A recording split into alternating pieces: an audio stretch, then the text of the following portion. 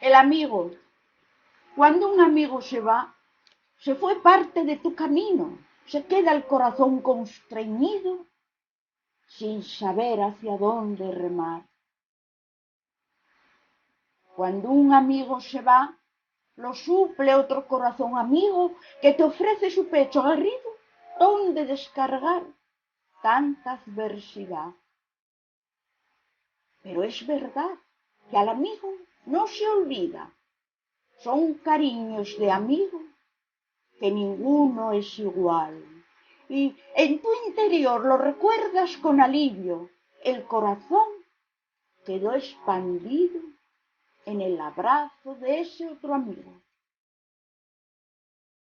Ay, señores, cuando el amigo es tu esposo, se pierde parte de un todo zambulléndote en un pozo.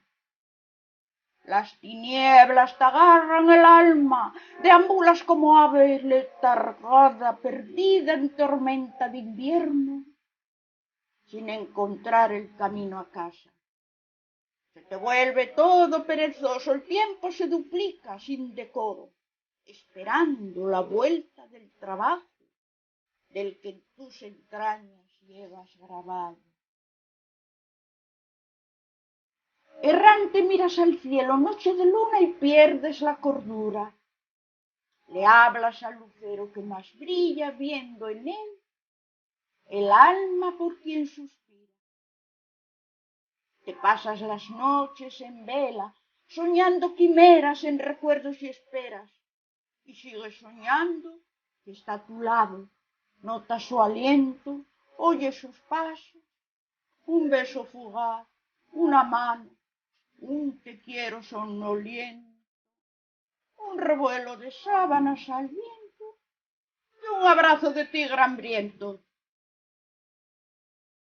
Aún te despierta el alba en primavera, con trinos de pájaros, aromas de rosas, rayos de sol iluminando párpados.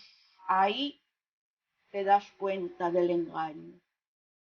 Vuelve el espejo de antaño, añejo primoroso, enamorado de tantos años juntos, ahora separados, y te aferras a él con cariño enajenado. Separación sin retorno, solo en mente el recuerdo ensoñado que al final es grato y envuelve tu otoño en primavera, verano.